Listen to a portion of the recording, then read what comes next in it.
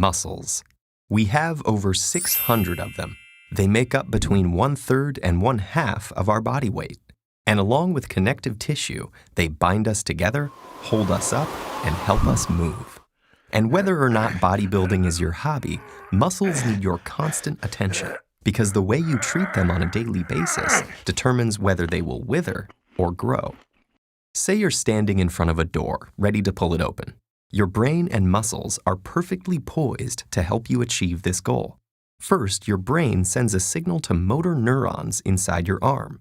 When they receive this message, they fire, causing muscles to contract and relax, which pull on the bones in your arm and generate the needed movement. The bigger the challenge becomes, the bigger the brain's signal grows, and the more motor units it rallies to help you achieve your task. But what if the door is made of solid iron?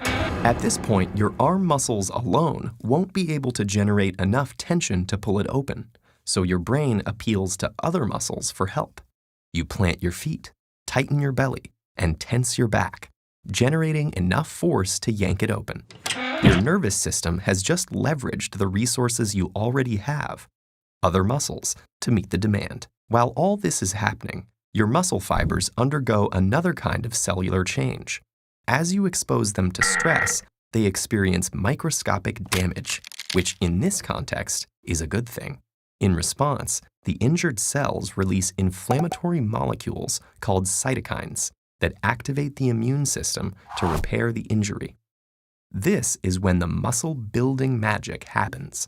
The greater the damage to the muscle tissue, the more your body will need to repair itself. The resulting cycle of damage and repair eventually makes muscles bigger and stronger as they adapt to progressively greater demands. Since our bodies have already adapted to most everyday activities, those generally don't produce enough stress to stimulate new muscle growth.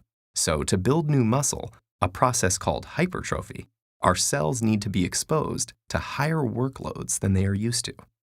In fact, if you don't continuously expose your muscles to some resistance, they will shrink, a process known as muscular atrophy. In contrast, exposing the muscle to a high degree of tension, especially while the muscle is lengthening, also called an eccentric contraction, generates effective conditions for new growth. However, muscles rely on more than just activity to grow. Without proper nutrition, hormones, and rest, your body would never be able to repair damaged muscle fibers. Protein in our diet preserves muscle mass by providing the building blocks for new tissue in the form of amino acids. Adequate protein intake, along with naturally occurring hormones like insulin-like growth factor and testosterone, help shift the body into a state where tissue is repaired and grown. This vital repair process mainly occurs when we're resting, especially at night while sleeping. Gender and age affect this repair mechanism, which is why young men with more testosterone have a leg up in the muscle-building game.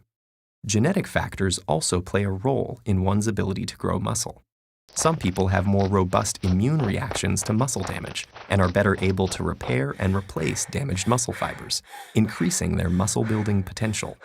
The body responds to the demands you place on it. If you tear your muscles up, eat right, rest, and repeat, you'll create the conditions to make your muscles as big and strong as possible. It is with muscles as it is with life. Meaningful growth requires challenge and stress.